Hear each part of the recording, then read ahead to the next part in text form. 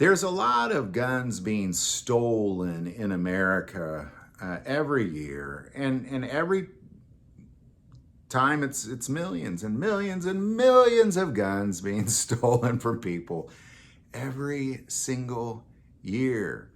And oftentimes we see a lot of anti-Second Amendment effort going towards people like me going to be able to go to a store and buy a gun, when the reality is if I was a criminal, I don't need to go to the store and get a gun. I can just steal a gun, or I can buy a stolen gun. There's so many of them. And it's so easy to do because there's so many people doing a lot of stupid behavior out there when it comes to gun ownership. And I'm going to use the word stupid. I questioned it quite a bit when I made the title and when I started to do this video. Should you use the word stupid? And I decided yes, because being a gun owner means you have to be a very wise, responsible person with that firearm. And doing these things, it's stupid, it's ignorant. And to be quite honest, I'm guilty of some of them, and I'm human, I'm flawed, so I feel a little more comfortable using the word because I'm guilty of some of this stuff. Now, I don't do any of this stuff now, but I have done it in the past, not really thinking, actually, this is making it worse. This behavior I have is actually putting me significantly more at risk of not just having my gun stolen, but being a target, like somebody picking me out. Hey, I'm gonna go rob that guy because he clearly has some guns that are easy to get a hold of. So we're gonna take a look at this list of 5 of them. This isn't like a top 5 list. This is just this happens to be 5 of these things, and we're gonna talk about them as we keep going. All right. I strongly believe that you should always have a gun on you or in a safe. So having a safe is very significant. Unless you only have one gun and it's always on you, like you take a shower with it, you sleep with it, like you need a safe. If you only have one gun, you need a safe. You need a safe. And not just having a safe, because a friend of mine's house got robbed. He had a big safe. And I thought, well, it's a good thing you had that safe. He said, no, they took the safe too. So what you need to do is you need to take your safe and you need to bolt to the foundation of the house, or in a corner where it's bolted to one of the structural studs of the floor, and then bolted to a structural stud in the wall, and then bolted to an additional structural stud in the wall in the other corner. And that way they can't get it out of your house. Definitely have your safe structurally, very structurally supported to that foundation to where it's a big deal to get that thing out of there. And then leave all your guns in there. If they're not on, you put them in there, lock it up. Don't leave the key in it because it's easy to get to that way. Don't leave it uncoded because it's easier to get to that way. Leave it locked up, leave it structurally bolted to your house significantly. You do that, they're not gonna get your guns. All right, number 2, open carrying and not guarding your right, left, and rear. Like, I don't open carry for that reason. I'm a proud gun carrier. I'm not like against open carrying. For like when I see people in open carrying, I'm like, oh, look at them carrying a gun. Like that, it has nothing to do with that. What it has to do with is I just don't want to make myself a target. Just YouTube videos of people having their guns stolen from them out of their holster. You just sit there and watch it for hours and hours of people just standing in a store waiting in line and the guy behind him. You can't watch all your angles all the time. And if you're gonna open carry, make sure you're guarding those sides. I spent a lot of time in New York City and I can't get over it, man. When I walk down the street, I will definitely turn around as I walk and do a full 360 as I continue to walk. And I do that 2-3 times a block because I always want to know what's coming up behind me. And I'm not open carrying. Like if I was open carrying, I think I'd just be doing circles as I walk down the street. So I'm not gonna open carry for that reason. But the other piece is a high retention holder. Regardless of how you're carrying, you need a high retention holster. So, really the stupid way to have your gun stolen is to be open carrying with a low retention holster and not pay attention to what's around you. And for me, that's all just too much worry to be focused on when I really need to be focused on the people around me, not securing my firearm. My firearm should just be secure and hidden, in my humble opinion. But it happens. Again, YouTube, it's very common.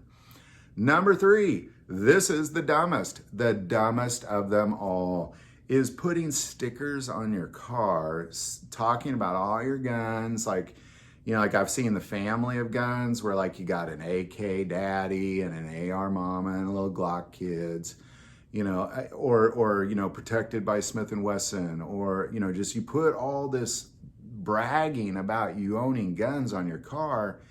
And what gun thieves do is they go to places where they know you can't bring your gun in, like arenas, sporting events, any sort of concert, any sort of anything where people are parked for an event. They're driving up and down the aisles looking specifically for those stickers. Best case scenario, your car gets broken into, your windows are destroyed, and whatever is in there is stolen. Worst case scenario, all that plus your guns. It's foolish. You shouldn't be leaving your guns in your car anyway. It's the number one way guns are stolen right now in America. Most guns in this country are stolen out of cars. Now, what can you do about it? Because I know there's times you can't bring your gun in.